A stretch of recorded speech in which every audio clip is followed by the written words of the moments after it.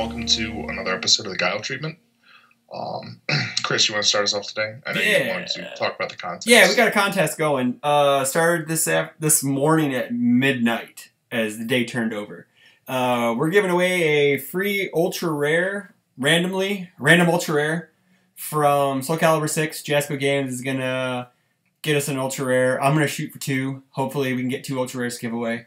But right now it's just 1, so we're gonna see what happens. If they don't, I'll pony up one of mine to give away to a random person. So the link will be in the description box below. Most of you guys who watch the show probably have already signed up, but just in case, check that out. You can get up to 3 entries for just doing the normal entry, logging in through YouTube, and then actually subscribing to the channel. You can also get 3 entries total. I'm not sure if that's per day or just per user. I'm not sure how Gleam actually works overall. It's a free contest site, and it will draw it randomly instead of me writing down everyone's fucking name and then drawing out of a hat. So we're going to do most contests through that. After this one's over, we're going to give away a full set of Let the Battle Begin. I know not a lot of people are hot on it, but people who don't have Premier stores, they can get a full set through the contest. Shut up, Rob. I'll just send you some. You know that. But yeah, then we're going to do the same thing with the Bebop stuff. If I win extra Bebop ones, I'm going to throw some up there too for a contest. So just for people who want extras or who don't have a Premier store, I encourage you to enter in. So, sure, Rob. Other than the fact that Jean Grey is completely useless by this video that Rob just showed me, she's completely useless. We're moving on to tonight's topic. Tonight's topic is, we don't have a lot of news because nothing's been going on. We have the Atlanta PTC this weekend as of recording. So next week we'll hopefully get the winner on and talk to them about their experience, yada, yada, yada. And so right now we're going to talk about Soul Calibur characters that we didn't get to preview. Hey, can we change our our PTC prediction winners, right? Can we add players to that? It's kind of late to do that, though. We're like in the 3rd PTC of the year, 4th PTC of the year. Why, you want to add players? Okay.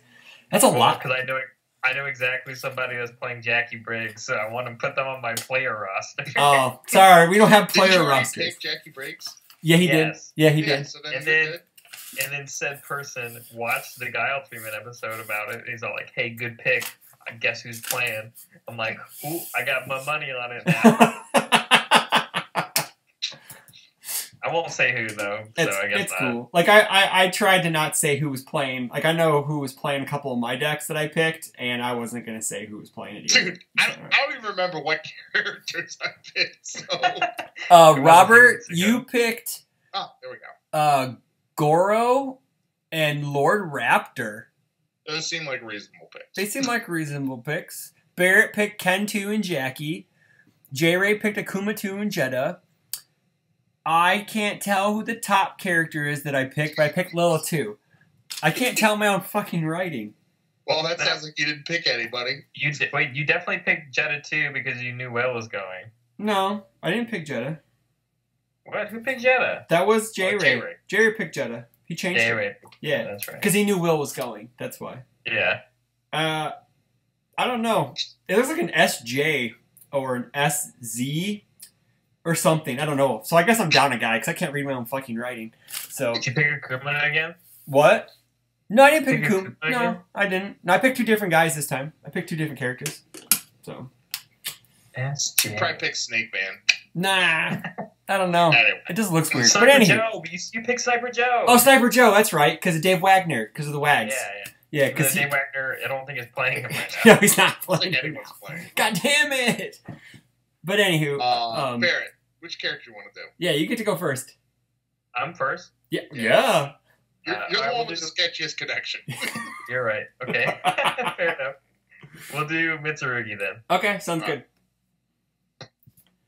You just put all the characters up? Are we going card by card? Or are we all you can. Yeah, we could. We can. Whatever you want. Whatever we want. Whatever you want to do, we will follow suit, and I will have the cards. If you want to talk about every card, I will put them up in a second screen. If not, I can just overlay a couple of them or whatever. So.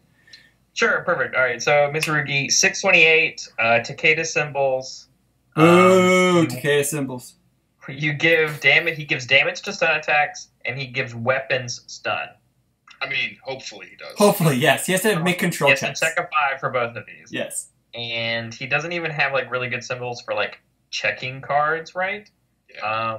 Because like Artificerus isn't under any of these symbols, and Developmental Year isn't under any of these symbols. So you really only have access to the new stuff. Mm-hmm. And then he has Enhance once per turn. If this attack's damaged, at least double its printed damage. Change its zone to low, and your opponent discards a card. Missile launcher. Bing. So he's just gonna send a bunch of damage to people. That's pretty much what he does. Which is why I wanted to pick him, because I think he's the most like straightforward character. Sure. But I also think a lot of people just aren't talking about him right now. Okay. And I think he's actually just gonna be able to curb stomp people. True, but though one big issue with him is like if you fail your 5+s, he's kind of just sitting there as dead in the water because he's basically blank. You're right, which is why we get to play Ancestral Quiver in him. That helps. It kind of does. Yeah, it does. There you go. Absolutely helps. Are you kidding me? And it gives your attack stun. Yeah. If you use that one, which means you don't even have to do the checking for the stun one. So you only have to check once per turn. So you basically become Lilith-ish, but you're just slinging attacks instead of non-attack cards. Yeah. And you're cool. Now does I think Ancestral Lilith is 4+ though, but Lilith's 5+. It's 5+. Really? Yeah, So, it's 5+ for Lilith. Yeah. That's her biggest concern. Is exactly what you're talking about. Like if you fail on your Lilith check, she doesn't do anything. Shit. Yeah. Which is why I think Cassie's a better character, obviously. But Sure. but anyway, so the character I think is a little underwhelming, but I think his cards are actually a lot more cooler. Yeah. Good. So his action, Fight Like You Mean It. It's a 3/5 non-block weapon action card. Enhance remove. If your stun or weapon attack is not blocked, your next attack this turn gets 4 damage, and it's unblockable. So we're throwing the unblockable keyword around a little bit, maybe. Because this is an action that we can now put this in under any deck with stun or weapons, and basically, like under the fire symbol, you can make a From Hell unblockable, which basically can kill your opponent. You can make a Cat's unblockable, which I know people are talking about already. Yeah. So just the fact that you can do those kind of things. is Missile Launcher a fire stun attack? Yes. Yes. Is it hard to block? Yes. Okay. Yeah, 'cause you give it 4 speed, so it's a 7 base. So you can kill your opponent on turn 2, just 2 attacks, in this action. So With this and a cat. This and a cat. Yep. Yeah. So what? Okay. So bold prediction. Bold prediction. I got a bold prediction before we go forward. Does cats get banned because of this? I think if people end up abusing it, yeah. Okay. Maybe. I would say Missile Launcher may go before cats would, because Missile Launcher is an ultra rare, and so, but I don't know. Sure. I think it's easier to ban a comment. I mean, they did That's it with true. That's true. what's the one they banned? The hockey one. Twinkle? What? No. Strumwaff. Yeah, they banned Sternwaff. They banned a bunch of ultra rares then too. I mean, they banned Wheel that was ultra rare. Yeah. They banned Gravity Hold that was rare. So They banned just stuff. They banned Wheel the day after I sold 4 of them for $80 to someone. So, and I even told him it'd probably get banned tomorrow. He's like, I don't care. That's for you, Trip Pants. Yeah, I just think I think this action card isn't even that nutty in him, right? It's good in him because like if you don't block with it, he can pump up a ton of damage on whatever you're not going to be able to block, right? But I think this is going to be really good in characters that just make things incredibly fast. Correct. Or just adding this into like a Punch and Judy deck and having this as an extra action. This card says that you like get to load half of your Punch and Judies on the first attack or something. Use this on it, and it's like I only gave it 6/6, but you still have to be able to block it. And if you don't, you give the rest of the stats onto the unblockable card. Yeah. So to me, putting this like in a Fire Mad P deck who already mills for 2 speed on every attack that he wants, in the early game, if you put this on something, then you send it in Mad P, you then can just make your next cats like unblockable, like we're talking about. Yeah. So it's just stuff like that I think this card will actually cause a problem. Also, for the fact that it's freaking uncommon. So like this card's nuts. Yeah, everybody's gonna be able to try this card out and anybody they want. The cool thing too under good, not that it's a big deal, but like under good, you can like mess with block modifiers, and so that makes it to where your opponent doesn't block. Yeah, like what was Rob talking about in Discord? One with Nature. One like with Nature is one of them. Like just using this, like maybe like just like with a Sakura's Shinku Hudoken or something as your opener, like +2 the block mod. You can use a one with Nature on that to make it even harder. Yeah. And you're like, awesome, cool. Here's an attack under good that's going to come in with 4 and it's unblockable. And so you can just find something to abuse that. Is that stun though? No, it's not stun. I mean, you can give it stun. Yo, it does. It has a deadlock keyword on it. Never mind. Yeah. My bad. I forgot it has a deadlock and a desperation on it. You're right. It's not one of those. But, it's okay. It's fine. But again, I guess under good, you can use missile launcher again. Yeah. It's just like missile launcher. This cats or not cats? Whatever. Yeah, cats, and you're dead. Yeah, or whatever. I mean, like people, like I feel have kind of been sleeping on Kung Jin since Nats when like Jesse just messed up everybody with him. Yeah. And like this is just one of those ones where it's like, hey, if you guys still weren't taking him seriously, like now he just like gives something like that's already fast 4 speed, and if you don't block it, you're dead. Yeah. Yep. And this card has a non-block, so it does the 4 speed as well as you mill it. Yeah, that's pretty great. Yep. And like we're just talking about the top half of this card. Yeah. The respond move, make your opponent discard a card after they use a stun ability or action card is not irrelevant. So like that's interesting. Yep, and they both remove for both of them. So like yes. I think this card's nuts as an uncommon. Like what's going on? This card is like why his attacks are like not that great. Yeah. For sure. Moving on to his asset, Weapon Breaker 1 unique for his Shishio. It's a 2/5 with a 0 mid block. Enhance Destroy Foundation, your stun or weapon attack, it's 2 damage. That's playable while committed, so that's interesting. Because and then the way you commit it is respond commit after your attack is blocked. You can add 1 stun or weapon attack from your card pool to your staging area face down. That's neat. So you commit this asset over and over again every time something's blocked, and you build one essentially if you use stun or weapons. And then with those extra foundations, you can pop them and give all your stun and weapon attacks an extra 2 damage. So it's okay. So like with Bishamon, you could just build and keep your card pool completely clear as your opponents are blocking your attacks, and you can just, do all that fun stuff with like whatever that card was that was banned and they reprinted it. Tamayose. Yeah. Tamayose. Yeah. That's kind of neat. Yeah. I've actually never read that card. It's an asset, so for the synergy to go with that under Void is pretty good. Mm-hmm. All I've read is an ultra rare. I think this is one of the better assets.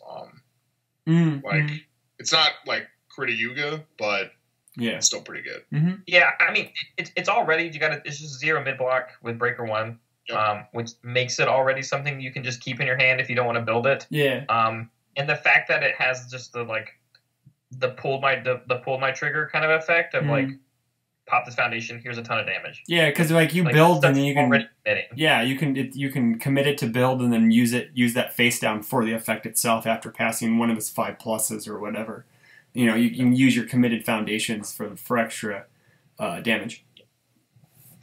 Yep, and then moving on to his attacks, I guess. The coolest thing about these attacks isn't even that they like do what he does, but hey, we share 2 symbols with Jet, and they all have stun on them, so that's cool. First one is Purifying Thrust. It's a 5/3, 4 high for 3.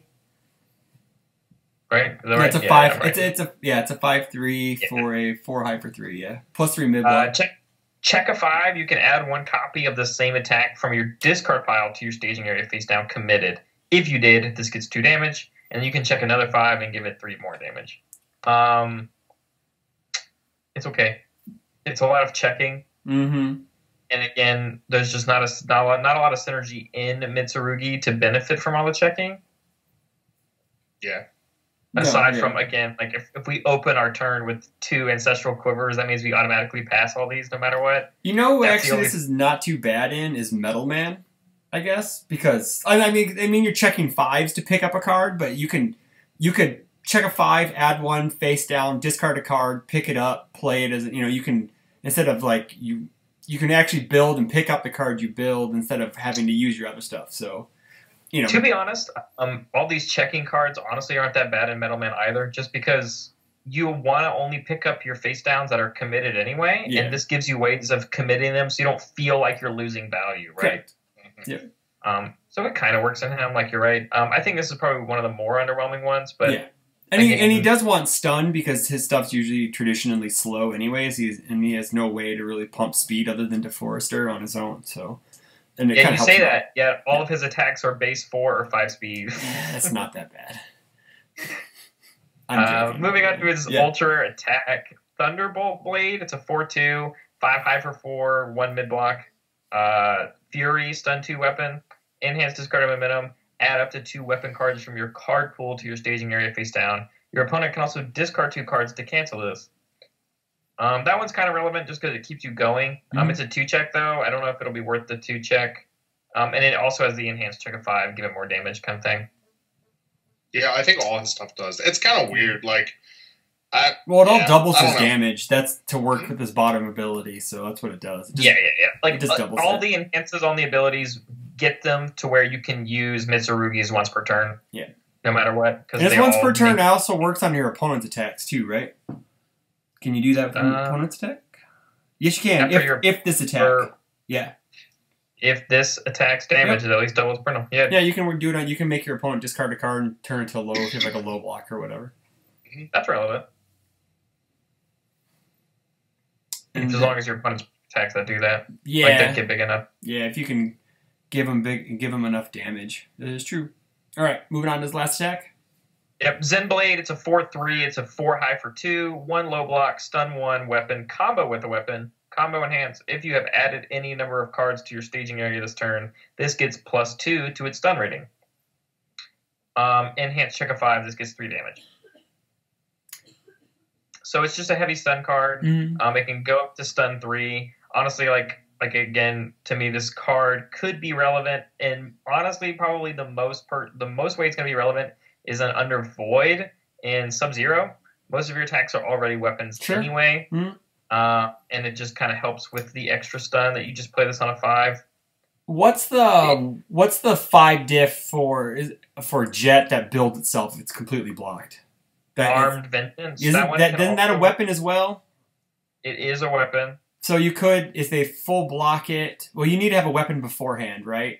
Because you're going to have to play a weapon. If they full block, weapon with stun, if you play that, they full block it, comes down, and then you play this card, and then you get extra stun on it. It just seems like... You'd probably pick the Mitsurugi 5 diff then, because that one also... Or you just play Void and you play, like, whatever it's called, the Turbo Man card. Yeah, you play Petrol Power and you just play Scorch Wheel and draw a bunch of cards. Yeah, I guess that's the most interesting thing about him is that Mitsurugi the character, I don't even think will end up using most of his own cards. I think he'll just be using very strong attacks because he's really good at just pumping out damage. Sure. Whereas his attacks, I think people are just going to find more technical use in other characters. Just because he creates this secondary building foundations mechanic that he wants to do, and the checking mechanic that he just doesn't really synergize with, not within his attacks at least. It's just super awkward.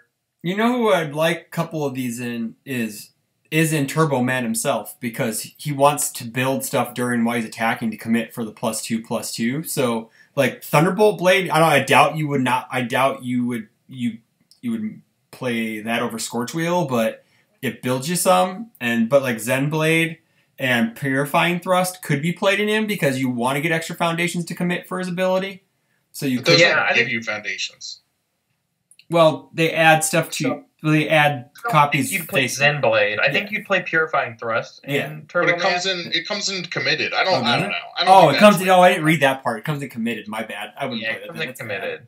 That's crappy. The Ultra Rare is not committed. The Ultra Rare is discard a momentum. Add 2 weapon cards from your card pool to your staging area face down. I get you. But but again, I agree. You're not really playing that because you're playing Scorch Wheel. That's your 2-check. Yeah. So I get it. There's gonna be some people that find it. Like I said, Sub-Zero is gonna have access to all of these. Maybe you create this new mechanic in a Sub-Zero deck. I just don't see it being in him. And his foundations just kind of synergize with the rest of that he does. His first one's defeating the Tengashima. Tengashima. I don't know. Yeah, there you go. 2/5, 3 mid block, weapon foundation, enhance commit. Your stunner weapon attack gets 2 damage. Enhance Destroy, your attack gets 2 damage. Oh, cool. Playable committed. It's just a huge damage pump on a foundation. Committed for 2, destroy it for 2. It's kind of like a reverse of Scorpion's foundation, where it was -2, commit for -2, flip for -2, in a way. Yeah. Playable committed, so it's kind of a reverse of that. Yeah. Moving on, we have No Worthy Opponent. It's a 2/5 with a 3 high block weapon foundation. Enhance, flip, discard a card. This attack gets +1 or -1 damage for each printed keyword on the discarded card. If you discarded a stun or weapon attack card, draw 1. All right, so it's just flip, filter, and then minus or plus damage. That's kind of nice. Because most of the time you're going to be playing mostly weapon cards with him anyway, so. Yeah. And all of his attacks, except for Purifying Thrust, have at least 3 keywords. Purifying Thrust has 2. I mean, this also cycles foundations just to give like +1, and you can draw if it's a weapon foundation. Yeah, which is good because, like I said, we talked about Stolen Sword last week. That's a card you can play in him, so you can move these foundations down if you plan on playing them. But again, like aside from this one that we just read, most of them don't really seem as worth it. His last foundation is a spam. It's a 1/5, 3 low block, Tenpu Kosai Ryu Kai fighting style. That's a mouthful. Weapon. Respond in the discard pile. After you check this card during an attack's enhanced step, that attack gets +2 damage or gains stun 2. So here's finally a checking card that you get to use with a character that checks a ton. On a spam, it gives damage or stun, and you can enhance flip. Your stun or weapon attack gets +1 speed. So then the question is like, is this check card good enough to make Mitsurugi or his attacks playable? And I believe the answer is no. Yeah. But I mean, I think you definitely run this. Yeah. Oh yeah. Him. Yeah. I think you play the character obviously, but I think if you're playing somebody else and not playing the check mechanic, you don't play this. Okay, so now with Cossack, because he has good, right? Yeah, he has good. Could he stack that, use that for stun, and after he uses his ability? Because it's still considered being checked, right? I don't think so. No, because it's going to remove. Oh, it says discard. It's our discard pile. Okay. It'll be gone. Okay, my bad. It's the same reason why you can't Uniting the Cosmos in him. Okay, fair enough. Damn it. I thought I could, give random I mean, this is pretty good with, like, Shinrai Ryukan, though. Oh, you can just stack whatever you want. Yeah, you could stack this, use Takeda just to discard the card off the top of your deck and gain that. Get stun too. And it's like a reverse. I mean, for Mitsurugi, like, you can play that, stack this, make the check for, I guess stun, right? I would do the damage. Well, because you can't give it... Well, the thing is you can't give it damage yet because it doesn't have stun. But you can make the check to give it stun. It'll pass. You can give it, like, stun 2 more. So you basically have, like, 4 high for, like, 6. That's going to be, like, stun 3. Yeah. And then you can make it low and make them discard a card. Like, okay. What are you talking about? We can totally check for damage. Because when we check this... we respond with it first to the check happening to give the attack stun, and then the enhance works, your stun attack gets 3 damage. And then you make another check for 5 to give it stun 1, and then you just murder So then, with Shinrai Ryukan, you have an attack that you just gave 3 speed from stacking this. You check it for stun 2, and you gave it a total of 3 damage as well. So, it works. Right. On the reversal, too, by the way. After you block, yes. Yes, on the reversal, of course, because we're playing Shinrai Ryukan on there. And obviously, you're also running Credit Yuga to increase the stun even more, and it's 3 damage, so you can give it more damage. Actually, I think Credit Yuga could be, like, some of his support. I mean, I guess the 1 is 2 damage, but, like, Purifying Thrust is 3, printed 3. So you give it 3 damage from the Credit Yuga and ready a foundation, which also helps if you're, like, committing stuff to pass, like, 5 pluses. Sure. And it has, like, the stun 1. Like, basically, like, that's way more attractive as, like, stun 3 and 6 damage. So there's... I haven't looked at all of the, like, void, like, 3 damage weapons, but I've definitely heard sort of, like, through the grapevine that, like, that's definitely a possible deck when you are, like, running, sort of backing it up with Credit Yuga. So that might be something interesting as well.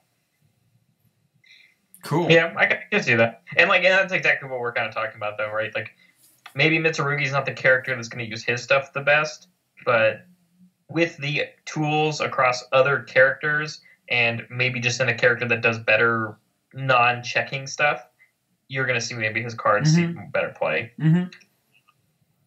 I think Mitsurugi is just going to build a very Kung Jin-like deck, where it's just Kung Jin gives a ton of speed, you just play strong stuff. He gives a ton of damage. Let's just play good cards, kind of thing. Sure, sure. Play Punch and Judy and him under fire or something. We're checking for 5s. That's a 6 check, so we play it. That's kind of stuff like that. Yeah, because you're probably going to point. You can make all those checks on your opponent's attacks as well. They just don't do anything. Yep. Yeah. Oh, honestly, you can't check the 1 diff because it says that attack. I mean, you could just not play the R. You could do that, yeah, but you just have to play the R. You just got to be careful. You don't want to do that. Yeah, but like other than that, like I wish you could like off symbol,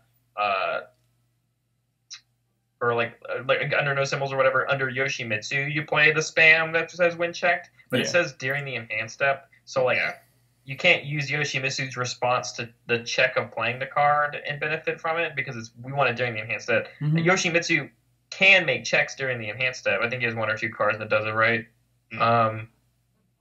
But other than that, like I wish he would kind of get a better benefit from it. I don't even. Yeah, they share no symbols, right? Nope. Yeah, they don't share symbols for good reason.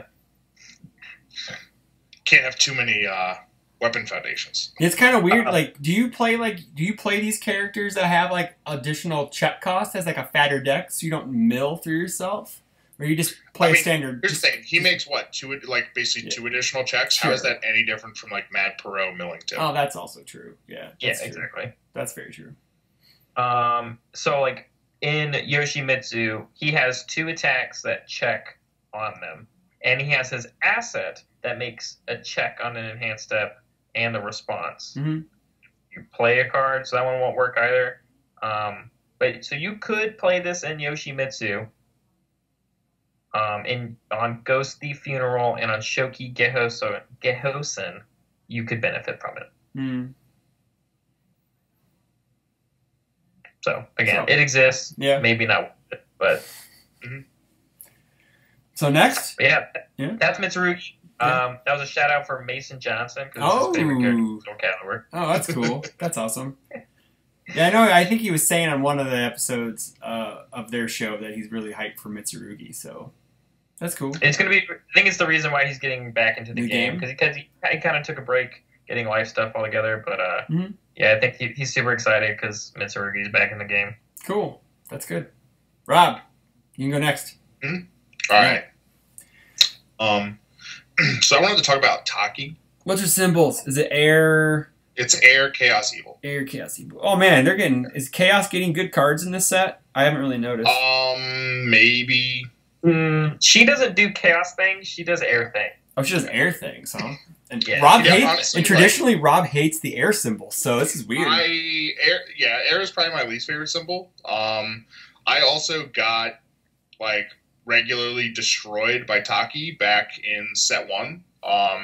That was what like Scott played a lot, and just Fuma training to like pass those like shadow banishments and take the 1 card in your hand that had a block on it. Like those good times.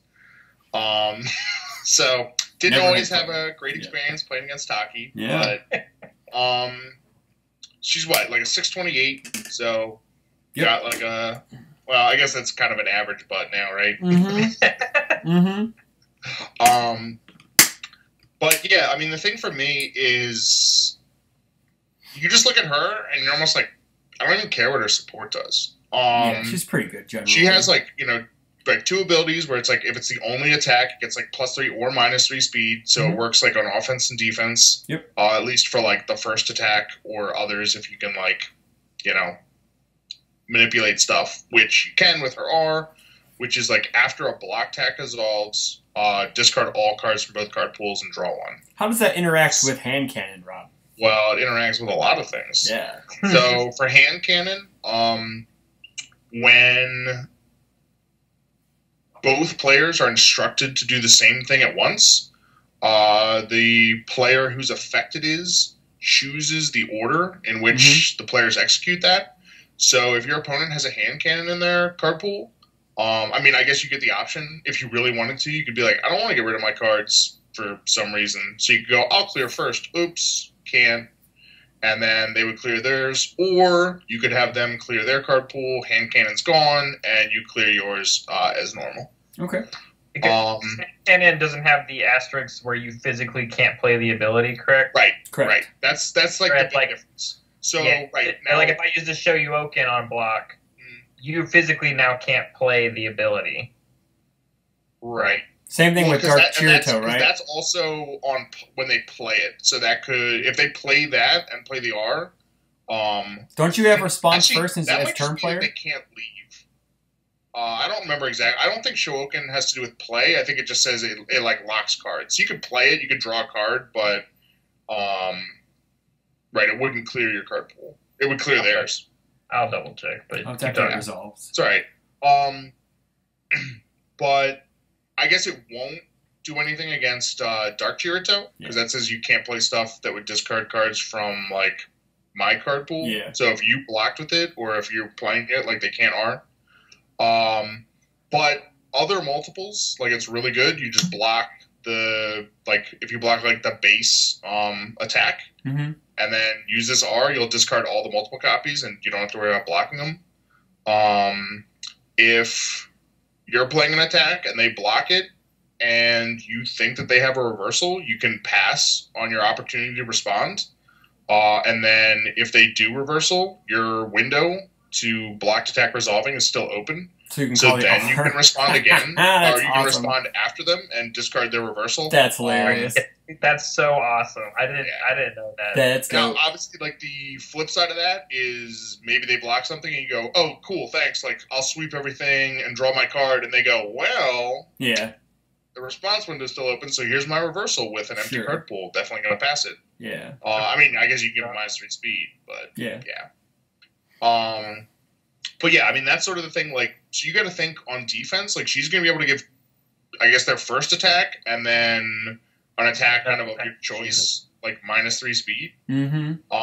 So she should be able to like block fairly well. I mean, this gets her like blind draw as well. So also, I think she's just really strong, like defensively. There are pieces that you could flip attacks after they resolve. What was it? Drained by a Kiss and Akuma off of Evil has that. Flip that. Evil has Drained by a Kiss, and I don't think she shares any symbols with Mathematician. No, she does not. No. So really just Drained by a Kiss. But that's another way where you can use it on your attack, you can use it on their attack, and you just flip whatever it is, and the next one you can use it again. Yep. So like that's good. I think sort of the thing for her, like her defense seems pretty good. It's kind of going to be about how you're going to put together an offense. You can't really necessarily rely on your opponent cooperating with you and blocking the attack that you want them to block. I mean, obviously that they want to block, like Takedown and From Hell under Evil. Yeah, I mean, like you play stuff like that's big, and that they kind of have to block, sure. But in terms of something where you're like, oh well, I'm going to play this, and they're going to block this card and clear. I mean, she's bad with your own multiples because if they block the first thing and you really want to use her R, like you don't want to discard attacks that you have pending. Sure. But yeah, one card I know, like before we sort of talk about some of her support, is Assassination Attempts, and I don't know if that's going to prove to be like worthwhile for her, but it shares all 3 symbols, and you can like discard it as momentum. So like as long as you have some attacks that have momentum discard, like you just play that as your first attack, give it 3 speed. So it'll be like 8 mid for 4 or more if they're committed. And then you just play your second attack, discard it, and put +3 speed on that. So like that's really good with like something like Astral Vision that you can discard that momentum for the EX and then give it more speed, and it's going to be like 9 high for like 8 or more. Can you commit to the From Hell thing, dude? Okay, sure. Under Evil. So we also play like Desperation stuff. So like we get, let's say we're at half vitality, right? Assassination Attempt. They're not going to block an 8 mid for 4. You drop this From Hell on the board on a 5 if you're in Desperation. You give it it has EX on it, so you give it speed, you just kicking the assassination tip, and then you give it 3 more. And you're like, block this one. You're probably not blocking this one. Take a ton of damage, and then when I play my next attack, you're probably going to try and block that one because you're probably going to be dying at this point. And then you kick all these other cards out of your card pool. Yeah. All right. Look at that. Reigning national champion giving you the knowledge. No, I just didn't realize. I didn't realize the reversal thing until you said it, and so all right, this character's really cheeky, and I would really enjoy maybe messing around with it. Yeah. I mean, that's kind of what I like is that she like her R is kind of just one of those things. Like it is definitely kind of like a jack of all trades type thing. Like there are a lot of like these sort of like little interactions that like you might not quite realize until someone like uses it on you, and all of a sudden you're like, oh man, that's fucking like, sweet. What happened? Yeah. So that's cool. I think like of her support, I mean her action's kind of like okay. I don't know, like, is it the next one gets like -3? So like that's something where I guess like for multiples, like you can discard a copy or something. Like the F, the F seems like one of those things like you could just there's better stuff to do. Yeah, but that's also if you're off of evil, it's fighting slots for revoke anyway. So or anything else. I mean, under chaos is not fighting so much. Yeah. But you can do better stuff. Like out of your league shares chaos, so you play it's out got of a your good block. It's got a 6 check. Yeah. So. You have to think though, but like I don't know. I don't want to run away from this card real quick. I think the fact that this action, and like we're gonna learn from looking at her support too. I think the biggest key for the offensive push on Taki is that the more that you can just keep one attack in your card pool. Is more 3 speed on everything that you're sending, right? And she's gonna have some of the sickest ace maneuvers, man. Like she's gonna put jury numbers to shame. Like that's why I was saying like she does air things, like playing things like even like ominous whistle on her actually don't sound terrible because you're constantly trying to keep this one card in your card. I gotta get that meme. Send me that meme so I can just put it over the front of it. I can just feel like I'm kidding. Don't play ominous whistle. You can't. I'm just saying. But like fighting what was lost would be really good in her too, because once you're able to like kick stuff. I get it. Yeah, dude. Yeah. No, I mean that's the thing. On the air, like she runs the like Spike 2 stuff pretty well. That counts like your discard stuff. Yeah. There's some really good reason under air to commit your character as a cost, playing the big cannon and actually doing something with it. Because a card like this just says, after my 6 diff cannon resolves, like you can commit Taki, get some effect that's worth committing your character for. I don't know if there are cards that do that. Not and currently, then I think. You play this action on a 3, and you kick out the 6 diff, and your character's ready, and your card pool's clear. Mm-hmm. I mean, honestly, like maybe that's something where like you use it in like Spike or something. Oh I could see that like something like a character that has like a really good like commit. If you're running M3C, maybe you run it for them and like you re-ready your character. Mm-hmm. Like that's not bad. Yeah. But yeah, her asset is interesting. So the big thing about this and her first attack, Fog Blanket, is there's no damage cap. There's no damage cap. Well, I get you, sure, but the big thing is the wording on these is a little weird. Where it's talking about like either card pool, and like when I first read those, I assumed that it meant like you just picked which one. It was either my card pool or your card pool, like my choice. I read it combination. Yeah, but it's supposed to be like a combination. I think that's going to end up in like the FAQ stuff, which means these are like a lot better than I sort of like had them at first, because I was just like, 2 or 3 damage, like that's okay. But if it starts being more like 6, 7, sure. Like that's a lot. And the R, let's say it was +1 or +2. Would you say the card is still worth it for the R that you're about to talk about?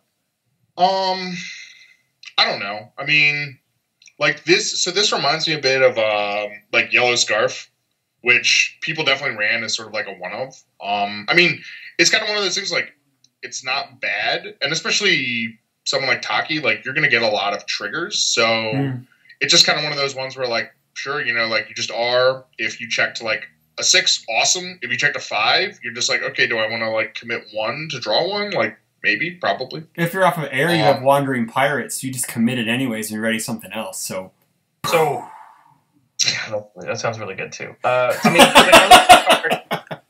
I look at this card though, and I'm like, it's any number of cards leaves a card pool, not restrictive to your turn. It just says the combat phase. Yeah. So when you're using Taki offensively, you can draw more cards. Sure. When you're using Taki defensively, you can draw more cards. Yeah. And her clearing that you get to do once per turn also draws you cards. Yep. So you're with this asset, you're turning a 6-hander offensively and defensively into an 8-hander offensively and defensively. And so you just get to see so many cards. Yeah, I mean, I don't know. Like, I've never been like a huge fan of like blind draw. Sure. At least not something where like I want to like count on that as like, okay, like I'm gonna just discard a lot of stuff and I'll draw some cards and I'll just draw what I need. Like, I mean, it happens, but you know, I like, and it's also like if it was anything other than a 6+, I mean, yeah, I mean, if this is a 5+, like go nuts. Oh yeah, for real. Sure. The 6+ is more just like it's just kind of one of those ones where it's like it's not free. Like this effectively says like commit like one or more foundations to draw a card. So like I think it's one of those things where it'll be useful, but I don't think that it's like an automatic like definitely want it. Rob, we're always gonna have Wandering Pirate on board, so she's gonna be a Ninja Pirate Princess, and we're always gonna check those 5s, man. It's just I'm the way it goes. probably not playing her on air. I hate air. I know. I'm just trying to give it the love it deserves because Wandering Pirate holds a nice special place in my heart. You're obviously going to play under air too because you get Artifice Avarice on symbol. Oh, yes you do. Yes you do. All right, moving on to Fog Blanket. So this is another one where I sort of saw this and I was like, it's okay. Yeah. But knowing that damage is both card pools is definitely like a lot more attractive. Yeah. The biggest thing too is like, I mean, it's a reversal stun too. Ooh. Which right off the bat that's is fucking like, sweet, dude. What? Yeah. Sure. That's like what's it called? Paralyzing touch numbers right there. Reversal stun too. Yes, sir. So are you also picking all that stuff that synergizes with Jinghua? Because this card's really good in Air Jinghua. It's okay. It's alright. It's alright. It's okay. Are you over here actually? I can't see your guys' faces, remember? I don't know if it's sarcasm or not, just from the voice. Yeah. Rob's always sarcastic. You just have to just pick up on it. This is the way he is. I mean, I guess like the big thing is this might be one of those cards that's like better in Taki than like anyone else. What is it, a common? I don't know how much you're going to be getting off of the damage pump E and like other characters that aren't going to be like mass discarding. I mean, right, for even like someone like Spike 1 or Spike 2, it's just kind of like maybe you'll get like 2 or 3 discards, but you know, it's a little bit tougher. I mean, obviously the combo is good. Could she theoretically run like Space Salvo or those low diff like Swordfish Gunfire and kick those things? Because they're 3 speed too, so you could kick those. I was gonna say that's some of like the better stuff. Yeah, is, right. Like Swordfish Gunfire is the one that like right when it goes like you get a momentum. Yeah. I think Space Salvo is what your next attack gets stats. Gets 2 speed, 1 damage, or 1 damage, 2 speed. It won't be this, but it'll be like the one after this. Yeah. Like I mean those are fine. It's just kind of right. It's sort of. I think that's the thing is if you're really big on this card, like you're kind of building your attack lineup around it, which is just saying like you want to run a lot of stuff that's 3 speed. Sure. You know, for Barrett, or ultra rare is 3 speed. What were we saying? Were you saying from hell, Barrett? Is that what you're saying? Oh, that's 3 speed! Oh my goodness! You're right. Right. So that's pretty cool. That's pretty sick. And you draw a card off of it. That's awesome. And then you can react with her asset and draw another card. She's like a 10-hander, everybody. It's insane. It's like she might actually be the only. I don't know. Don't quote me on this. Please don't yell at me if I'm wrong about this. But like, I think the Chaos symbol like really sucks, and I think she might be the only playable character under Chaos. I would say Lilith. I think she's up there. I think like, Lilith she does too a lot. So, I mean, that's the thing is like, there's all kinds of stuff you can run that like she's gonna make look good. So yeah. I think she like the thing is like one of the things that attracts me for especially like Evil and Chaos is Face of a Monster. which, you know, like that has like R, like lose some life for minus speed, which you can use that basically. Like she can use her E for the first attack. You can use face of a monster for like the second attack. Yeah. When you block that, you can clear. You can use her E again on their third attack. Like that's definitely beneficial. And like the fact that that has like the free zone change and desperation, like, you know, it's just going to be so hard to like get stuff to stick. Her. Sure. Yeah, I mean, her Ultra, like, I don't know, like, that 6 diff is big.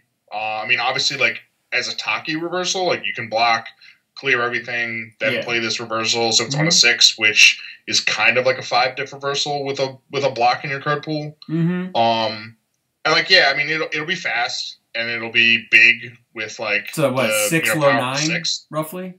Huh? Is it? Oh no! It can change it to powerful 6. Ooh. Yeah. Change it to powerful 6 if it's the only card in your card pool. Which, if you do exactly what Rob said, you're going to be able to do anyway. Then the kick is like, how do you get momentum for this card ready? And like, it's one of those things where like what you just talked about under air, you have like the space salvo stuff. Oh, swordfish gunfire. Swordfish gunfire. This card itself gives you momentum, as long as you move a card from your card pool to your momentum. If you're doing this with the assassination attempt that Rob was already talking about, that also works. Oh yeah, so you can kick that, and then it's your only attack. Yeah.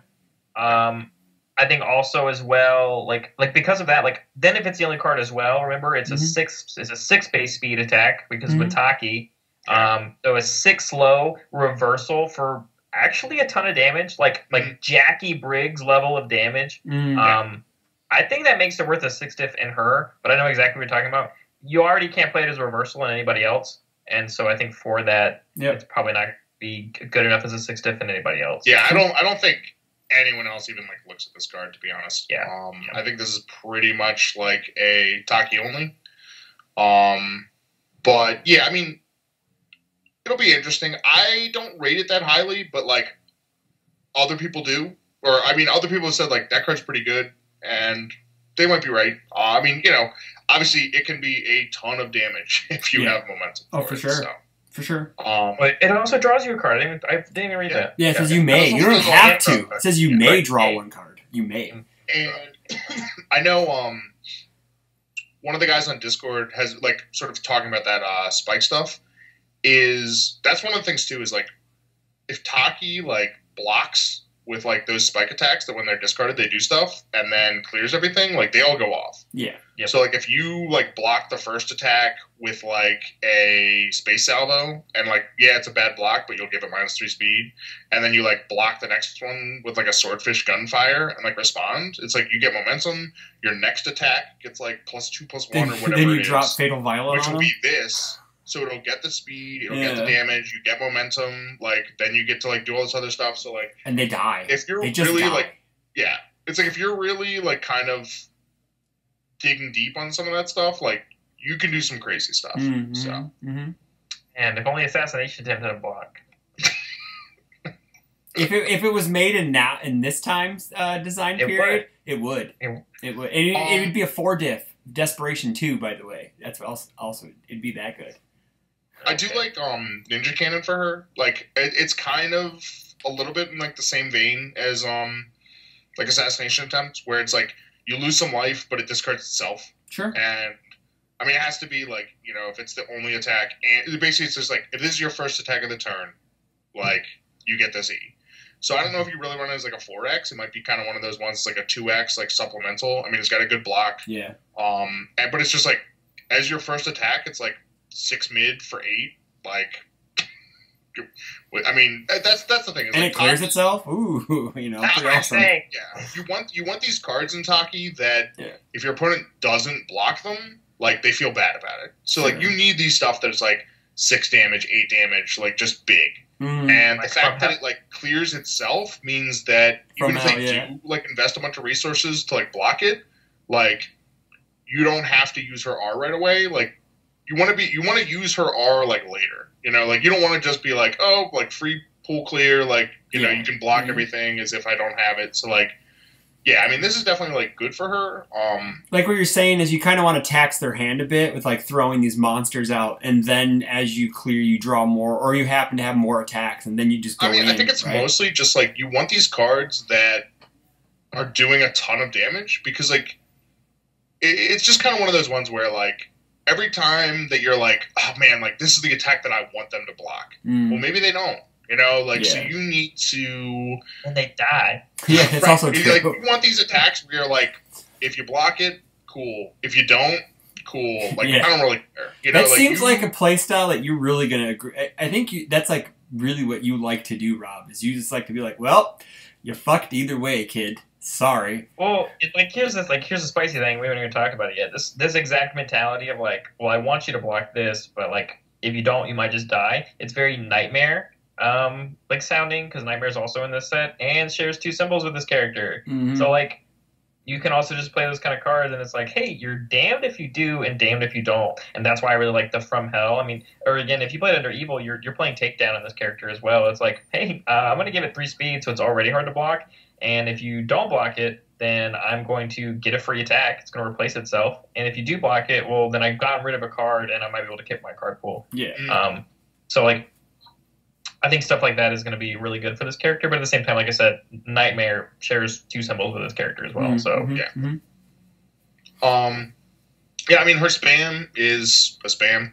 I honestly, like, this almost is just like a draft card to me. Like, after you partially block a weapon, it does no damage. Like, isn't like every attack in this entire set a weapon? Like, except for Maxie's cards. A couple of Maxie's cards aren't, which is kind of weird. A couple of Maxie's cards aren't. Sure. Welcome to the podcast, Katie. Oh, hi. Okay. I had a bad day. I didn't mean. All right, go ahead. Just see if it's. So yeah, I guess like, and the E commit is all right. It still does damage, which is kind of fine, you know, especially in a draft format.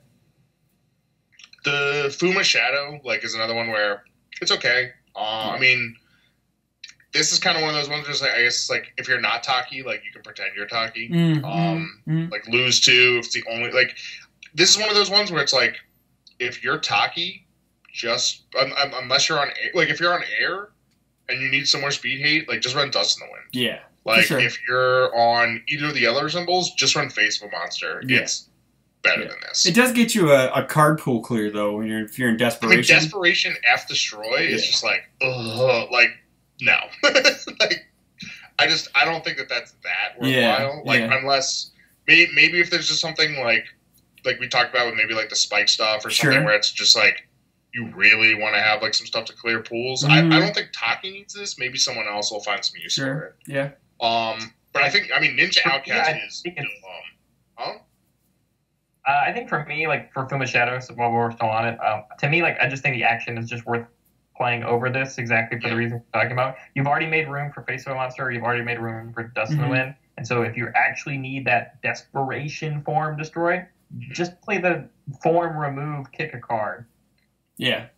I mean, like, if you're on air, I mean, you still have a set with whatever the 3-diff, like, Proto-Man card is. Yeah, I was just trying have commit, discard a card. Yeah. Like, and then if you're playing air, you got Wandering Pirates already. Like, this card's pretty sick. I mean, the R flip is basically just Fade. I mean, it's not going to, like, surprise them, but, Fade is, like, a pretty, like, good card.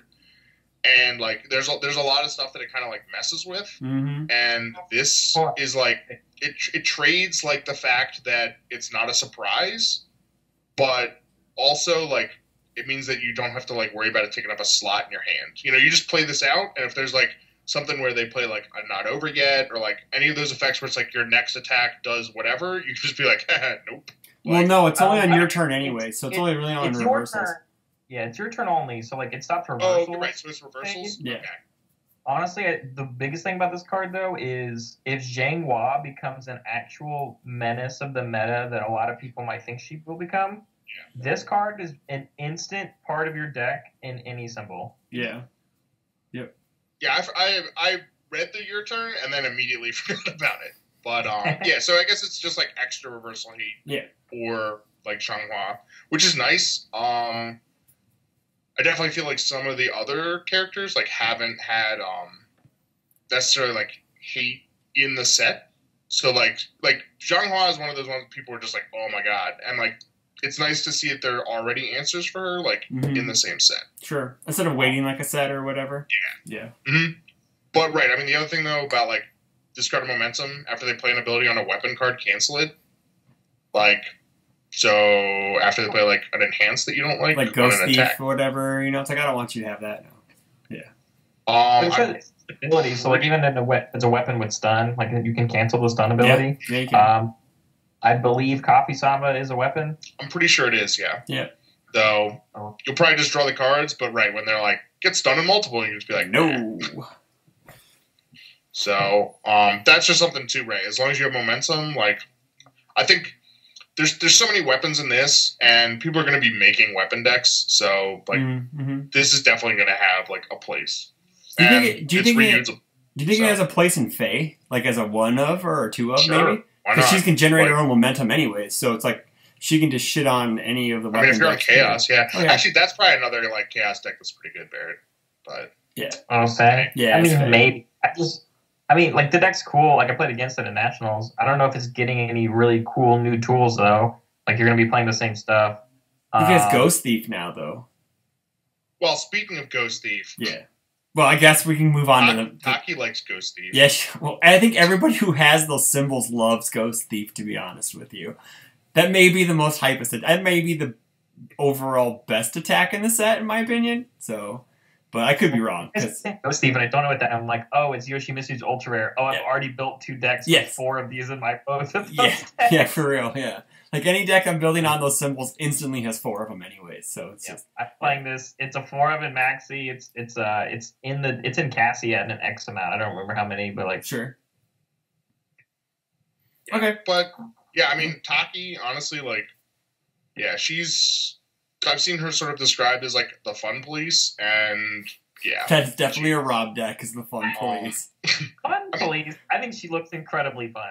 I actually think like, she's a lot better. Like sort of like if you're doing something like fun, stop it. Like well, now that we're talking about, like I didn't really think that much of her because I haven't read a lot of her cards, but now we're like actually I do better like grasping stuff as we talk about it, and she actually seems like she could be a very high tiered character just because of like she can just clear card pool. She can draw a bunch of cards if she needs. You know, granted if they're good or not, whatever. But she can filter her hand and replace stuff as needed on block, on attacks, and she has that. You know, and speed hate is always good. It never goes out of style. So if I have to look for a character, it's look at Spike 1. I know he's fallen out of favor. I know Airman's really bad, but he has speed hate.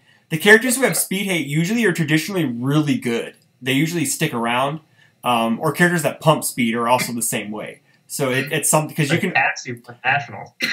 She's bad, but you can always guarantee. It's always easier to make your attacks hit than it is to. It's better to have them hit than do tons of damage. If you can do both, that's great. But if you can pump speed to the point where your opponent can't block, then you got it made. You know, look at Felicia who beat Dimitri in the finals. Garrett swapped to Felicia. Because Jiffany didn't do anything, so he just pumped speed all day and just killed Corey. So that's just the way it goes. So, yeah. I mean, I to me, like, even you know, I guess like what was it, Ninja Outcast that Bear was saying like is really good against like Zhanghua. Yeah. I mean, Taki herself is really good against Zhanghua because Zhanghua has to play her response on the block. Yep. And Taki gets to use her response after the blocked attack resolves. Sure. So, like, if you're Taki, like, you get to just, you know, like, either you block her or she blocks you, and you get to sit there and be like, are you playing something? No, I got something else. I got something else to throw in the mix. Is she the answer to Akuma? I mean, she's certainly, like, it doesn't hurt. You know, it's just kind of one of those ones where, like, you know, like, it's easy to block like the first attack because you like reduce the speed. So it's really just like as long as you can block the second one, and then just like clear out like the 3 or 4 cards. Like he basically has to just start over, and like that's really good for like not worrying about like a giant Congo. Well, like, he can't even Congo her on the reversal either because he can play it and then she'll go, well, I'll just clear it. Yep. So I honestly think she may be like one of those characters out of this set that may be on the majority of teams at Worlds. just because they may have one ready. Like, good against Akuma. Yeah. She would have been like really good against like the old Liu Kang as long as you could get one block off. Yeah. Yeah. Yeah. I mean, I just think she's like all around really good, and she's gonna go as far as her people's like offenses can take her. Okay. So my biggest fear for her, I would say, is because she has the evil symbol. I hope people aren't just defaulting her and playing her on there because the symbol's so incredibly strong. I hope that she's the reason why like Air and Chaos become playable and good. Like, I actually think Air would actually maybe Air's still going to be a really good symbol with her, like her personally, because she's going to get the spike support. She'll get some other support, and you know, you could even play Rescuer in her, block with it, clear it, and build it if you really feel like doing that for your fancies. If you want to tickle your fancy a bit, you can move some stuff around like you like to do, Barry. I know you like to move stuff around a lot in your card pools and in your staging areas playing Cassie. I'll play Maxi for that. No thanks. Oh, I understand that, but it's an option that you can. But you know, right. So let's move on to my guy before we run too long because we're already about an hour. So I'm just thinking like Maxi and Taki are like two of my favorite characters, and they both have Air. Welcome to a brand new world, Rob. Welcome to a brand new world. It's awful. Cue the Aladdin song. Yoshimitsu is my pick. I'm traditionally not a big guy on five-handers. When to look at the Mortal Kombat set, when Johnny Cage was spoiled as a five-hander, I cried inside because traditionally Johnny Cage fights as a 7. If you look at the new Mortal Kombat 11 trailer, that will show you he fights like a fucking 7-hander. The dude is amazing. He's fast, he's quick, he's just amazing. But we're talking about Yoshimitsu. He is a 5'29". Don't let that 5-hand size fool you. He's really like a 7-hander. He has E5+. Your printed high attack gets +3 damage. Your printed mid attack gets +3 speed. So your next. So it's like your next attack. So his first attack may not do too much, but he's going to build upon it as the attack chains, which is sounds kind of weird in a 5-hander because traditionally you're going to be like, well, I have 5 cards and maybe one of them is an attack and it's supposed to be a throw. But he doesn't need to do that because he's fucking awesome. And he has an R once per turn. After you make a check, your check gets +2. If that checked card was a weapon, you draw 2 cards. What is with these 5-handers nowadays, drawing 1 million cards? Why don't you just make them a 7-hand size character? Whatever. But I think it's kind of neat because it gives him a lot of options because obviously you're going to pack he's probably going to be the traditional, like, you know, like how Swordman was going to be, you just throw all the weapon fucking cards in your deck. He's going to be the guy where you just throw all the fucking weapon cards in your deck. And then you just have to make checks and, hey, you like this ability? I'm going to make a check. Well, I checked an Artifice Avarice. So I get +2 to that check. So I checked a 7 on my 3rd attack or whatever. Or his damage. But then you don't get to draw 2. It's fine. You get to draw a card off the Artifice Avarice. Who cares? It doesn't matter. I know, I'm just talking. He's a 6-hander, not a 7-hander. He's a 6-hander, but then it doesn't. Then later down the turn, when you check a weapon attack, oh wait, you already used your +2. Oh well, my bad. I'm getting ahead of myself, and I'm getting too hyped. So let's get to his action, because I asked Rob a question about this thing, and he thought I was trolling. Do you want to explain to the children how you play this action, Rob? Sure. Go ahead. So, well, I mean, the big thing is like for the R on it. I guess they did like try to reduce confusion by moving the check to the end of the cost, which definitely helps. Basically, when you're playing an effect, check costs are kind of set aside and done like later in the process. And because like an action is playing a card and an ability, the way that this works is when you play it, you pay the other costs, which will be removing it, discarding a weapon card. And then you pass the check for the card, so whatever the difficulty is. And then after all of that, you pass the 7+. Mm-hmm. So, like, that's just one of those things where, you know, I really hope that they sort of make that clear, just because it's a 7+, like, Yoshimitsu's often going to want to use his R to, like, pass that. And if you're basically, if one of the checks is a weapon and the other one isn't, it definitely matters very much which one you're pumping to draw 2. Yeah. Because if it's like, if you're like pumping the check that's like technically to pass the card because oh sweet, like I'm drawing 2 cards. Well, it's just it matters like a lot. Yeah, because like, you're making a check right after it then. Right. Yeah. Because of if all it was just like he gets to like pump a check, then fine. But because it's like it has to be like he can pump any check, but because it's like if it's a weapon you draw 2, cards, like it definitely matters which one it is. So yeah, I mean. We'll see. I mean, it's definitely like a little confusing. I mean, it's pretty confusing. It is because they could have just put the 7+ after the colon, right, and then would have been fine. I guess. But then it sort of gets into one of those things where it's like, well, what is it then? It's like make it like pass a check against or make a check against a 7, and then if you pass it, do all this. Like, oh, sure, okay. It just gets like weird. Then it has an R remove. You. Make a check. If you have to make a check, you get +2. Funny thing is, on the Discord, Ryan Pham was saying that you can. Okay, so what was it? You could play like Dark Cheer. So, you could play like something. So this was somebody was sort of like making something. Oh wait, that doesn't work. Is this Nick Brown? Was that Nick Brown? Was that Nick Brown who said something about that? Yeah, it was what's his name? Hillman. Oh, Brett Hillman. Okay. So basically, the theoretical chain was a crawling strike into a Dark Chirito. Yeah. And using this to like pump the check on the Dark Chirito. And of course, like the first reaction is, well, you can't do that because this doesn't share any symbols with Dark Chirito. But when you're playing the Dark Chirito after a crawling strike, obviously like chain earth. Right? Yeah. When you're attempting the card, it's in the transitional zone. And so, like, that's when you make the check. So if you make the check for that, you can then respond to the check with this because when it's looking for symbol chaining, it's looking at your character and cards in your card pool. And Dark Chirito isn't in your card pool. So as long as your character and Crawling Strike have chaos, you can then play this because it removes as the cost. It also never hits the card pool. Yeah. So it'll give the check +2. It'll clear out of there, and then your Dark Chirito passes on the Earth Chain, and you're fine. Yeah. So do whatever like multi-symbol stuff you can think of, and don't lock your don't get Zhang Wang single barreled. Yeah. Pretty much. Yeah. Enjoy getting single barreled. Yeah. Enjoy getting single barreled by Zhang Wang. Yeah. So it's kind of a neat kind of tool.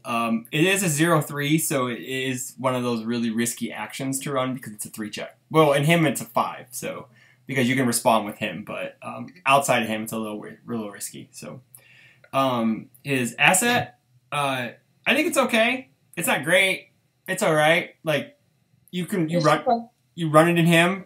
Maybe like as a 1-of. It's a 6 check. It's not bad and has destruction on it. I guess if you really need it. And then if you have 3 or more weapon cards in your card pool, you get to draw a card for a 5+, which in him is pretty much free anyways because if you haven't used it and you really want to, I think I'd rather use my +2 to the check on my 3rd attack than do it on this.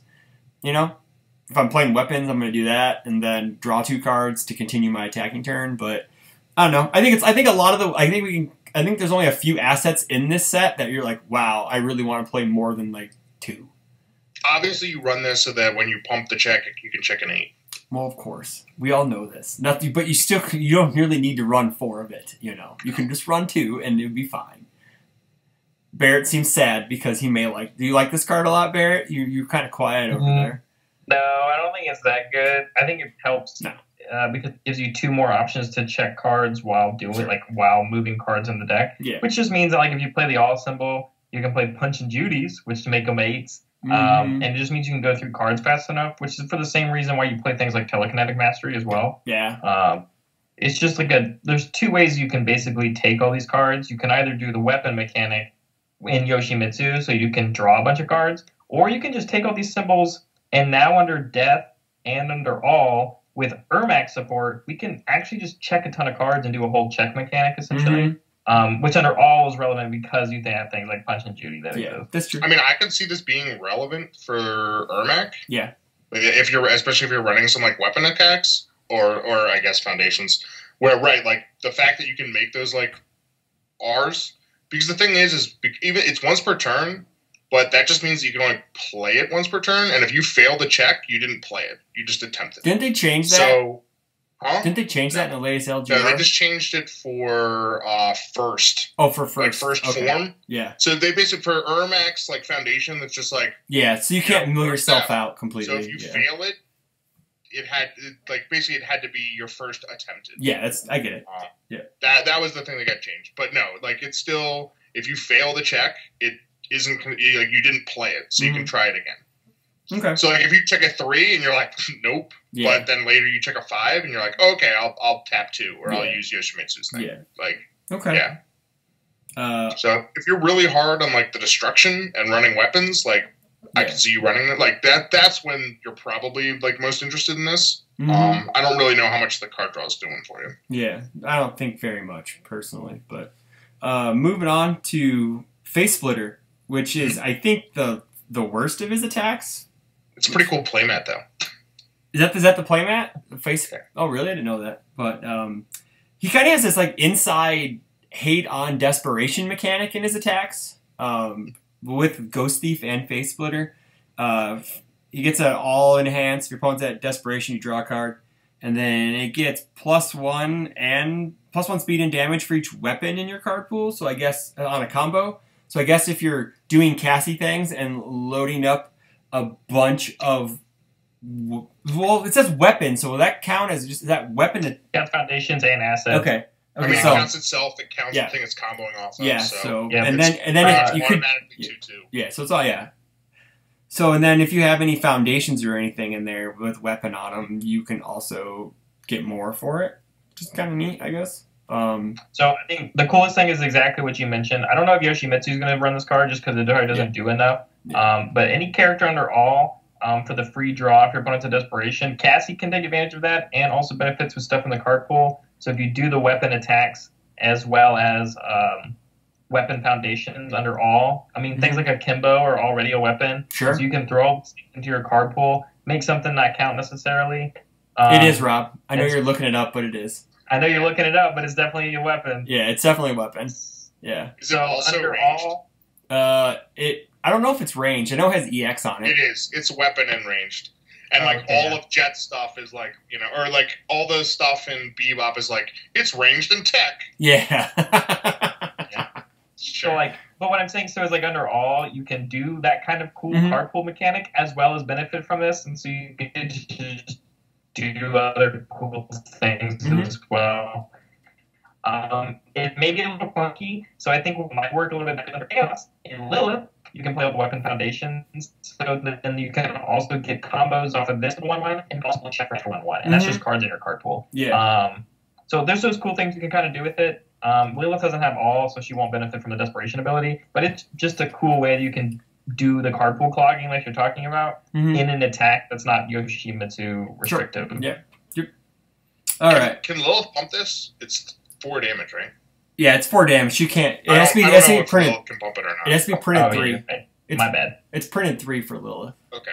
I haven't played Lilith, so I don't know. No, I haven't either. I forgot she had that caveat. So yeah. So next is technically probably the best attack in the entire set. And it's the Nutcracker of the set. It is the Nutcracker of the set, and it has all. Oh my gosh, how amazing! And it has Fury. Like Nutcracker should have had Fury because she looks kind of mad, but she doesn't really look mad. She just it has every other keyword in the game. So. She just has resting bitch face on it. It doesn't have a weapon. It does not. So Ghost Thief Funeral 4+. If your opponent's at desperation, you get to target, destroy a foundation, and the coolest thing you can do with the card is discard a momentum. If it's not blocked, your opponent loses 3 and you draw 3 cards. Let me tell you, kids. I don't know why you care about the effects. The effects don't matter. It's a 5, 3, 6, I know. 6. It's just awesome. And it's just I love the icing. That's what I see. You love the cake. I love the icing, and I love the icing on this cake more than I love the cake. So I mean, it also has a +1 high block. Yes, that's okay. Yeah, it's freaking awesome. If you're blocking with this, you're sad. Yeah, you are very sad. Yes. A couple cool things you can do outside of Yoshimitsu because this card's already pretty good in him. Because it play it in Taki. You play it in Taki. So it gets, what does it do? It gets 3 speed from his ability. So if you play a card beforehand, it gets 3 speed. So it's a 9 mid for 6. I guess that's why this isn't as good in Yoshimitsu. I think is because I guess because of his pump. Yeah, like it's on a sure 6 you instead could of 5. play it as like the third attack, sure. And as long as you check a 5 and you can give it +2. But right, like he wants to be giving it like that free speed on it. Sure. So yeah, I mean it's definitely one of those things where like for it, like Taki or like somebody else like Maxi. Wants to be able to give it Maxi loves this card. Maxi can get the momentum on turn 2 easy. It's a 4 of in my Maxi. Yeah, it's easy. It's an easy 4 of in Maxi. Yeah, for sure. Because you can just swoop a foundation into it, and you can pop it and draw your 3 cards and burn your opponent because they won't be able to block anything like that on turn 2. If you can't block like a 6-speed mid, like come on, you can do it. You can do it. Well, Maxi's is 7. Yeah, Maxi's is 7. If you play the asset, he makes it a 9, so that'll be cool. Yeah. Anyway, but like the reason why I like this card is because under the 2 characters I'm kind of described, whether it be Maxi or Cassie, you're also able to play things like Shadow Inheritance, which also make your opponent just like really iffy on whether or not they want to block this because they don't know if they physically can or not. And I don't know about you, but I would definitely commit 1 or 2 Shadow Inheritances to draw 3 cards, make my opponent lose 3 vitality, and then still hit them with this attack. Yeah. Yeah, it's worth it. Like Maxi, who already doesn't necessarily play Shadow Inheritance amazingly, this is a reason why you leave some stuff in your card pool instead of keeping and moving stuff. Yeah, this is easily like the best. Yeah, it's the nutcracker of the set. So, so moving on, Shoki Gehosen, I think that's how you pronounce it. It has multiple 2. I love it. E4+, if his attack is not blocked, your opponent loses 3 vitality, so they have to block it, or they're taking more than what the printed damage is, which is hilarious. It is a 3 mid for 1. To go back to that, discard up to 2 multiple copies of this attack. This attack gets 3 speed and 3 damage for each multiple copy discarded this way. On a 3 diff, it can get fucking huge, which is hilarious to end at the end of put at the end of a string. And if you have the momentum, I could see a lot of characters using this card just because of the second ability. Even the first ability isn't that bad because you're still hitting them for 3 at the end, so it's kind of like a different type of bang in a way because like they have to block it or they're taking 3 and they could die at the end of the chain, you know. So dude, that'd be really fun to play this. Hit the 4+, and then if they don't block it, you also have bang. Oh yeah, there you go. Hit him for 6. Yeah, that'd be sweet. That would be hilarious. I love this card a lot. I think any character under these symbols that can abuse momentum generation, which isn't a ton of them, but like this is a 3 diff that you can play that says, I at some point get to turn my 3 diffs into 9 mid for 7s. And if they don't block it, they're 9 mid for 10s. So I put this in Maxi. It's not like a 4 of or anything, but like being able to generate momentum like twice per turn, as well as being able to hit them with things, makes this 3 diff a playable 3 diff in any character that gains momentum. It has the chaos symbol on it, which means you can just abuse like chaos generation cards and then get able to get access to this. On turn 1, a Kung Jin can gain 2 momentum and slam this, pass the check no matter what, and hit you for 10 damage. Yeah, that's also true. Yeah. Yay. So that seems pretty good enough. Yeah. It's obviously counterable. Like if you cancel the multiple keyword, you just wasted 2 momentum. Yeah. If you just block it with like Guile's face. Yeah, you can block it with Guile's face. Yeah, that's true. Yeah. Or you can cancel the enhance, which means that they don't kick his cost. So your opponent is now stuck with 3 cards in their card pool that do 1 damage each, which is also really memey. So that's awesome. Yeah, I like it. And I think it's pretty interesting. I saw you sent me your Maxi list, and I was looking at it, and I was like, what's that in there for? And I was looking, and I was like, oh shit, that attack is fucking sweet. You know, it's really good. It's kind of like right up my alley because I love utility attacks, and that's what that card is. It's like a utility attack that could double as a finisher, which is pretty slick. So it's just a 3 diff that does something. Yeah. And again, like worst case scenario, 3 diff 3 mid for 4 essentially if you don't block it. Yeah, which is not bad. And Maxi he gives base damage anyway, and so it's just like here's this puny 3-diff that I can actually just do a lot with, and that's why I liked it. I thought, just why not? I'd give it a try. Yeah. It's probably turned into something else, but it's a rare, and I think it's a decent rare for anybody that can build momentum. Oh, wow. I didn't know it was a rare. Wow, that's kind of cool. It's a pretty trolly card, that's for sure. It's going to look good foil. Yeah. All right, so Manji Ninjutsu. Once per turn, discard a momentum, add a 1 weapon card from your discard pile on top of your deck. First F7 plus. For some reason, he wants to check 7s. Need more 7 checks, Jasko. Only for Yoshimitsu, though. Add the top card of your deck to your momentum. If your character is Yoshimitsu, you may gain 4 vitality instead. So, my question to you is this: fueling up stops? Does fueling up stop life gain? I forget if it does or not. Or what if it stops? It just stops the. No, it's one of Jet's thing. Oh, yeah, that and Expert Swimmer. So could Expert Swimmer stop the entire ability if you're not playing Yoshimitsu? Maybe. I mean, yeah, because you could conceive of a possibility where they were Yoshimitsu. Gotcha. Like this is an effect that like gains vitality. Yeah, so you could stop it with like Expert Swimmer or whatever. Should be able to, yeah. Yeah. The thing I like about this, honestly, is just it's one of those things where if you're like Yoshimitsu and like you built this like turn 1 and you draw your hand and you're like, well, I only have like 1 attack, like not really planning on attacking right now. Like you can just make this check, and if you like, check. If you check one of your like weapon foundations and just go, or even if you don't, like you can just be like, well, I'm gonna use my pump I'm gonna like draw my cards and build. Like it's kind of cool. Like it basically just gives you that like extra check outlet, and if you actually hit something good, like in addition to your draw, like you can get like some vitality or momentum. And honestly, like I guess. Even if you don't want to use that pump, like maybe if it's later in the game, like maybe you're okay committing like 2 for one of these things.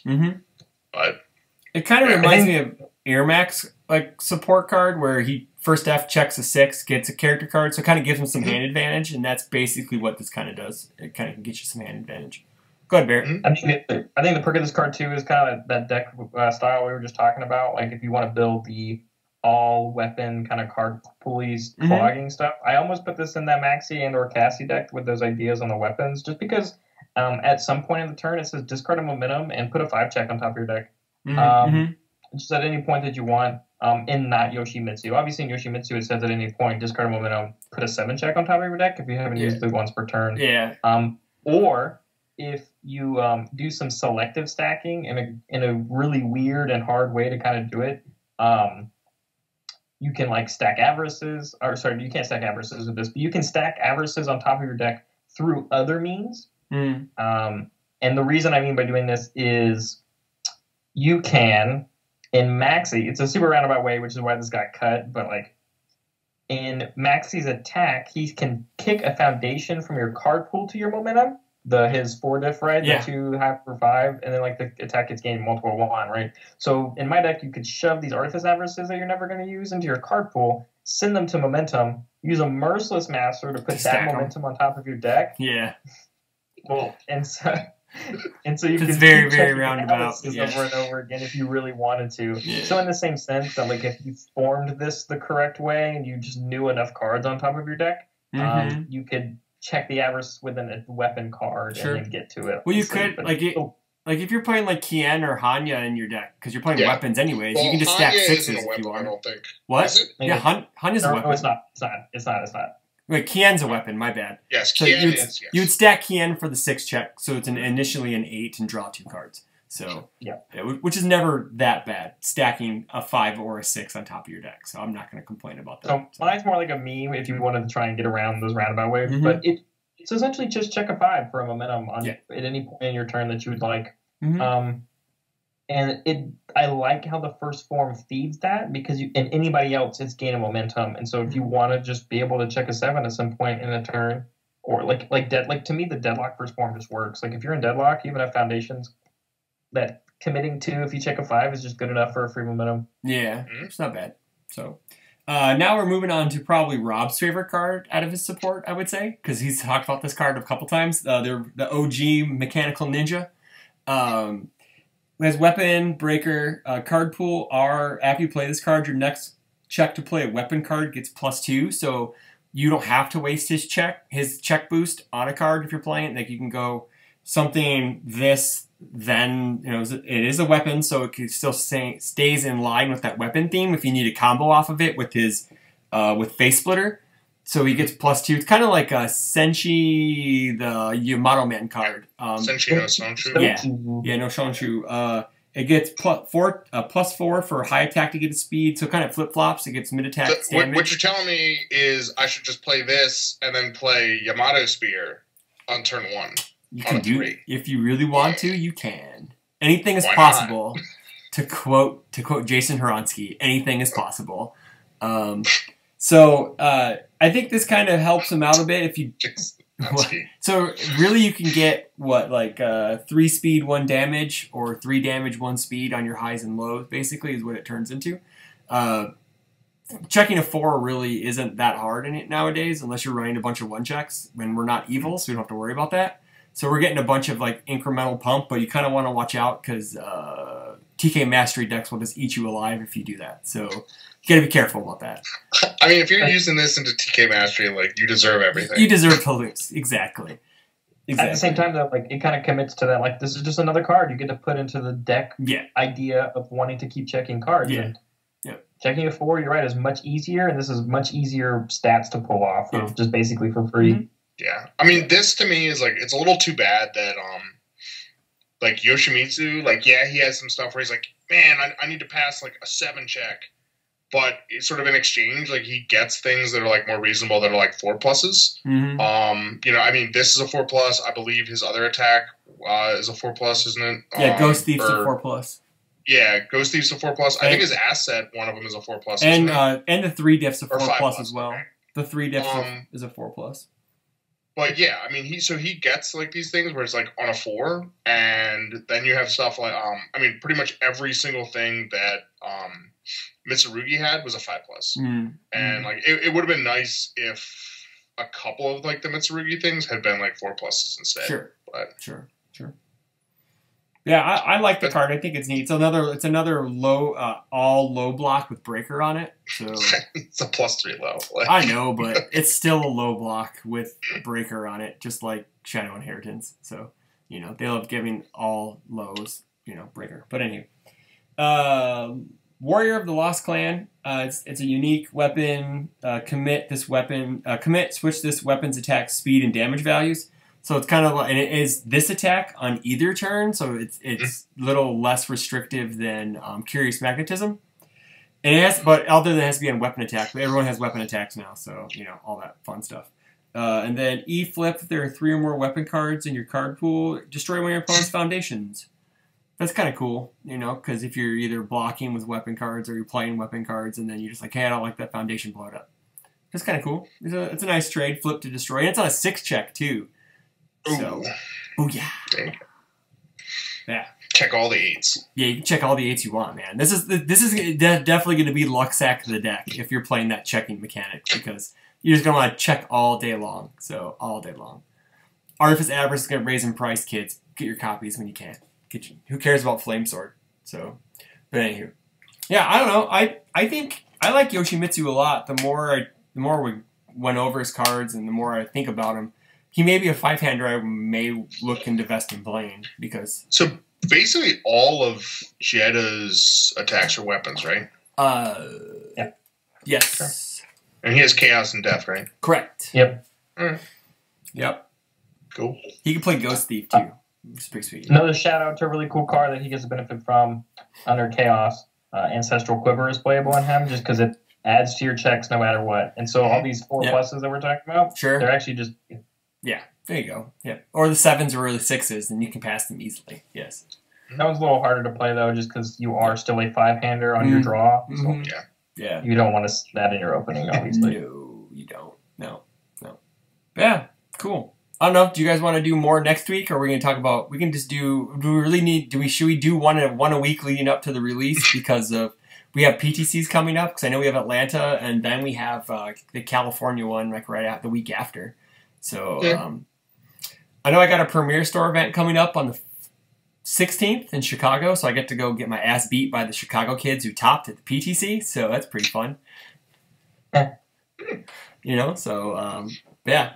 Anyway, I think that's pretty much it for the show. What do you guys think overall so far of the three? Of the three we just looked at. What do you think? You think they're going to be pretty good? You think they're going to make a splash in the tournament circuit? You know, which thoughts? I think Taki will. I honestly think Taki will be up there.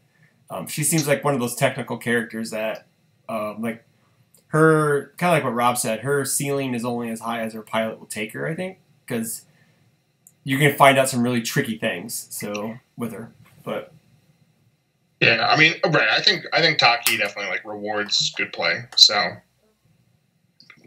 yeah, it's not just mash her abilities. So yeah, I think Taki's definitely going to be the probably strongest out of all the ones we talked about. Yeah, I think I picked probably the weakest one. Obviously, I just thought it'd be look cool just because he has Takeda symbols, and maybe you can just play a combo Mitsurugi deck and be able to do really cool stuff. Mm-hmm. But yeah, kind of as you say it, Taki's going to be way higher, and honestly, it's just like these characters that are on their character card, say 6 or 5-hander on them, and they're just not. Even Taki herself, like I just finally talking about her out in the open is just like, man, this character is an 8-hander, like cross turn. Like if you play her well, and that's the kind of play style you go for, like an 8/28 sounds pretty good to me. So yeah, you know. It's not bad. No. An 8/20 with no abilities won Nationals. Well, technically Tengu Dive won Nationals, but yeah, that was a while ago. But yeah. Shoutouts to you, Phil Birch. Sponsored player along with Barrett. They're on the same team. Legendary Wolf Games. Yep. There you go. Right. Got your shout out in there for you. Nice segue there, Chris. I don't do good segues. We just figured that out. So next week we'll go over the Atlanta PTC. We'll try to get the winner on. If not, we'll just try to find someone who topped, I guess. Normally the winners usually can come on. So let's go, Lilith 2 and Sniper Joe. Let's go. I need those points so I can stay ahead of everybody. But yeah, so like I said, we'll probably do another. We might do a character. We might not. We got card of the week. Do we have a card of the week? Do we have a card of the week? Do we have a lot of cards of the week? Okay, fine then. That works. So next week, Barrett, you're going to have to come up with card of the week. So you have to come up with a card. So gotta keep those people hanging. There you go. He may not even be here. We have no idea. So, but anywho, we'll end this episode now. Like, comment, subscribe. Check out the Patreon. Support the show if you want. If not that big of a deal. At least share it with your groups or whatever. Don't forget about the contest and all that. So I'll have a good night. And we didn't talk about verses on the show this time, so it's kind of nice. Strap it up. Bye.